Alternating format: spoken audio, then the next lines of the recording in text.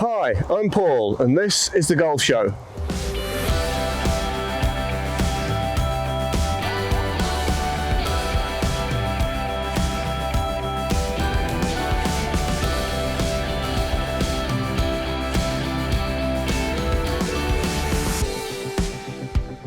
Hi everyone, I'm Paul Hemlin. Welcome to episode 5 of The Golf Show.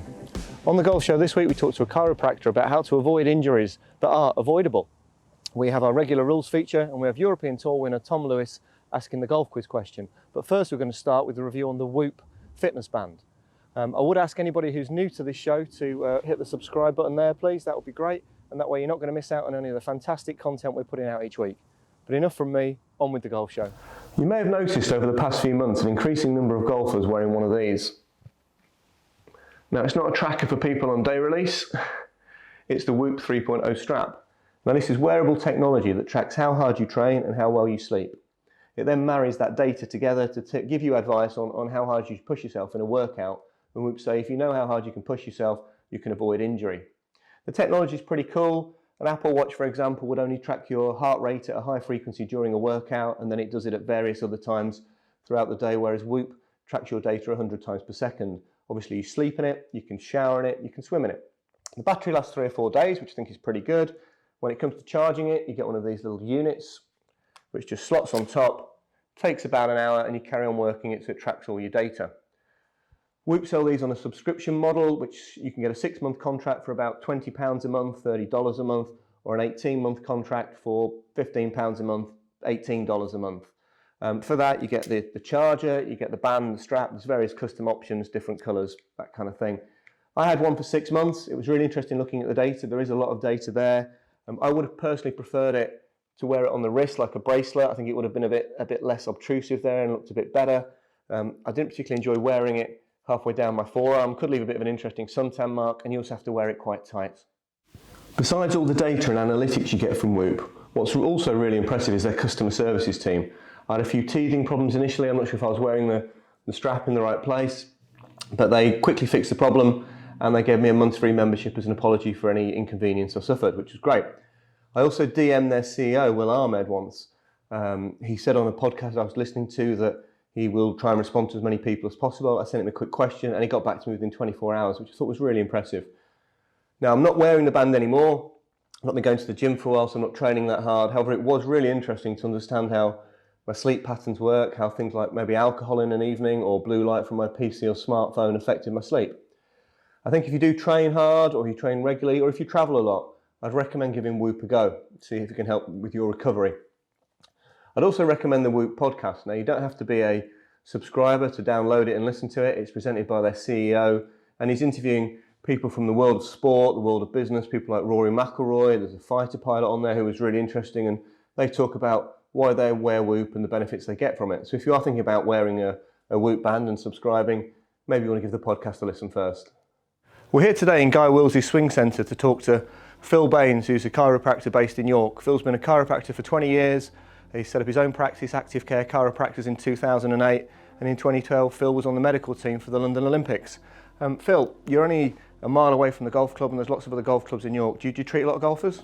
Yeah, I treat an awful lot of golfers. I think the thing is with golf, a lot of people make the false assumption that golf is easy going and it's a lot less taxing on the body than other sports. But actually, by the time you swung that club head at 100 miles an hour and all the rest of it, you got to keep your body in top shape. So yeah, I treat an awful lot of York's golfers, including quite a lot of the local club pros and stuff. Okay, and the injuries that you see, is it the same sort of injuries time and time again typically? Yeah, I mean all sports carry a sort of a typical profile of injuries, but certainly with golf, people maybe sat all day in the nature of the work, or they're driving cars all day long, and then suddenly they come along and do a very dynamic movement like a golf swing, and they start giving themselves problems. And are a lot of those preventable? I guess when you play football, someone might come and foul you, you might not see it, and that could cause an injury. With golf, it is the same sort of motion you're going through. Is the things golfers could do to eliminate some of those injuries? Sure, as you say, if you're playing a contact sport where there's an inherent risk of trauma, bumping into people and stuff, like you said, beyond your control. Whereas with golf, it is very much you are in control of what's going on, you're hitting the ball. it tends to be more sort of repetitive strain type injuries. It tends to be maybe the imbalances and stuff. So like I said before, if you can keep your body moving as well as possible, particularly making sure your hips and your shoulders and your middle back are nice and mobile, then you can hugely reduce the risk that it carries. Avoiding other things that are peripheral to that is really, really important. Make sure that you can really focus on your swing and keeping it good. Something golfers never really think about is how they transport their clubs around the course. You know, there's recent surveys out there that have said 39% of golfers in the UK carry their clubs on their back. So we're going to talk to Phil about the best way to transport your clubs around the course. I'm not going to talk about people driving around in a buggy. The same survey, which was done by ShotScope Technologies, said only 10% or just less than 10% actually use a sit-down buggy. So Phil, we'll start with carrying a bag. I've got my carry bag here. You know, I mean, I guess the first thing I'm thinking about is, you know, picking it up. Is there a good way to pick it up? Is there a bad way that could hurt me? You want to be making sure that you're keeping your body nice and neutral, keeping everything nice and sort of straight and aligned as you're doing it, rather than folding right over and picking it up awkwardly. So yeah, nice and neutral. Also, when you're getting it up onto the shoulder, again, try and do it as carefully as you can. If there's a lot of swing, you're overstretching, you're overreaching, you're increasing the risk that it's going to come with. How many times would you typically pick it up in a round of golf? Well, if I get round in 80 shots, I'm guessing you're going to take it off for every shot. Well, you are definitely, and also you're going to put it down a few times when your buddies are playing. So maybe you're going to, you know, put it down, pick it up 100 times in a round. Yeah, 80, 100 times minimum probably. And you know, if I'm taking my shot, do you stand with it on your back or do you pop it down while Sometimes I'm taking my shot? So taking it off, maybe you're putting it down even more than that. There are different types of carry bags out there. I mean, you can get some that are just one strap like this, where you can sort of walk around like that. Research aside, you've only got to look at it rationally and logically and realise that actually you've got a lot of weight coming down through this right-hand side, so that's creating a huge imbalance before you've even started. So if you're building that imbalance for a 3.5, maybe even a 4-hour round of golf, then every time you hit the ball, you're already at a disadvantage. And if some guys are playing 2 or 3 times a week doing that as well. That's, you know, 9 hours, 10 hours, 11 hours a week with that extra weight just on one side. It's bound to come with as a golfer, you just kind of think about getting it to the next shot, really, not to think about. So this is a 2-strap carry bag. So obviously it's spreading the weight a little bit better across my shoulders. I've got it nicely on my back. So that's obviously going to be better than the single strap, because at least it is distributing the weight a little bit more evenly. But even though it's probably balanced reasonably well, it's still going to tip slightly that way. And you've still got the act of getting it up there in the first place, which is going to put quite a lot of stress on your back. The golf swing is going to put a certain sort of fatigue into my body. Is just by lifting it up, is that going to tire different muscles out as well? Yeah, absolutely. I mean, the research that you referred to earlier claimed that you weren't burning that many extra calories, but surely the act of picking it up 80 to 100 plus times is going to come with an inherent tiredness. You're going to get a little bit of a build-up of tiredness in the muscles, and that means that if it's fatiguing before you even hit your shot, it's going to affect the quality of your game, so you're probably not going to strike it quite as well. And again, it increases that risk of injury if the muscles are pre-fatigued before you even strike your ball. Then surely as you hit it, you're going to potentially encounter more problems. Okay, and you see golfers of all ages carrying a bag. So what about a 12-year-old lad carrying a bag or a 12-year-old girl? Sure. Well, I mean, obviously, you hopefully give your child a junior bag if they've got one that's a little bit more fitting to them. But even a junior bag, you know, some of these kids are carrying bags the same size as them.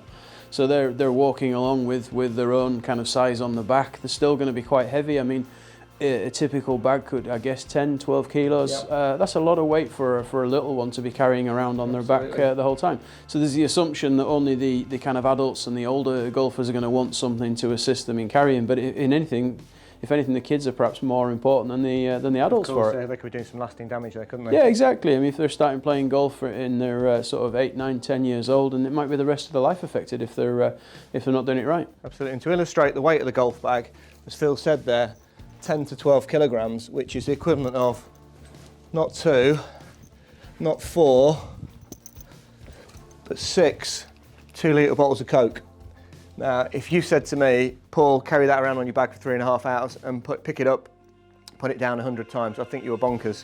But yeah, we do it all the time with a golf bag. So, you know, that's something I think we all really need to think about. Okay, so it sounds like carrying is not the answer, so let's look at some other options that we've got there. So first is the good old-fashioned pull trolley. Bit of a squeaky one here, but what do you think about this, Phil? Is this a lot better? It's preferable to lifting because you're not hoisting it up, you're not having to carry it, it's not coming on and off the hundreds of times that we talked about. However, it's still not ideal. Again, you don't need research, you look at this logically, you look at it rationally, you can see that you're reaching behind with the right arm. you're depending on the height of the trolley, depending on the height of the golfer, there's going to be some lean. Yeah. You're going to be putting all sorts of inappropriate stresses in inappropriate places, and again, that's going to predispose you rather to problems when you're actually hitting the ball. Okay. So again, I would recommend 3.5 hours dragging this behind you is probably not the perfect solution. It's better than the carry, but I would say it's not the perfect solution. And you pull a trolley, you know, quite often you'll just use the same arm the whole time. You're not going to put one hole with that and then one hole with your left hand is what I find. Yeah, absolutely. I mean, we tend to find we have our way of doing it. If you're on a skateboard, you probably go 1 foot forward all the time, or a snowboard, same foot forward all the time. And I would argue that with a golf trolley, you're going to use predominantly the same arm. So it's creating that repetitive strain scenario, it's creating that twist. And again, anything that creates a problem before you hit the ball, it's going to increase your chances of injury, and frankly, it's going to reduce the quality of your round as well. So it's going to affect your performance. You're not going to play as well, and you're more likely to get hurt. And we've got the push trolley. Now, these push trolleys have been around maybe 10 years. They're 3 wheels, they're a bit slicker, you know, really easy to push. So is this the answer? Yes, I would say of all of the things you've put forward so far, this is your best bet so far. However, having said that, you've got to make sure that it's set up properly. Okay. So as it is there, I would argue that you've not got it in quite the right position. Okay. So if you've got it a little bit too high, obviously you're at an awkward angle. If you've got it a little bit too low, you're probably bending forwards to it a little bit. So ideally, you want to keep your back nice and neutral, put your arms in front of you in a completely natural position. Work out from there where the natural height for you would be, and I would say that's about as good as you're going to get. So more like that? Yeah, more like that. And also the benefit with this, you can use the right, you can use the left, you can use both. If you come into a little bit of a rise in the fairways, it's much easier to sort of lead it up than to find yourself dragging with one arm all twisted. And so yeah, I would say this is probably something that's nice and balanced and you can push. That's probably your best bet. Great. I mean, there are also power trolleys out there that have got a battery on. They are quite expensive, I guess, for perhaps the more senior golfer, or if you regularly played on a hilly course, that would be an even better option. Yeah, if you've got something you can just push a button or push on it and it goes, then yeah, that's going to again reduce the tiredness, reduce the fatigue, and therefore reduce the likelihood of injury when you swing. Fantastic. I mean, there's some great advice there, guys. I mean, golfers, we all know we've got a million things to think about, a million things going through your head on every shot. Something like this we just take for granted. We've probably never really thought about it, but it's going to affect your performance and it could affect your health. So some real sort of interesting things to think about there. Phil, thank you very much for your time. That was great. Thank you for having me. Thank you. I'm here at Fulford Golf Club by the second green. My approach shot has just rolled off. As I'm walking up the fairway, I'm thinking I'm going to putt this, but as I get here, disaster. My ball's finished right behind a sprinkler head. Now, ordinarily under the rules of golf, there's no relief for that. But what golfers need to be aware of, on the back of their scorecards, clubs print local rules. And here at Fulford, fixed sprinkler heads are classed as an immovable obstruction, provided the sprinkler head is within 2 club lengths of the green, no problem, and provided the ball is within 2 club lengths of the sprinkler head. So I get a free drop, no nearer the hole.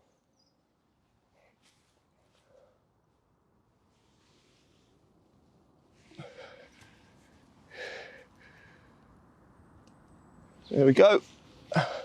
Back in play. Let's have a go.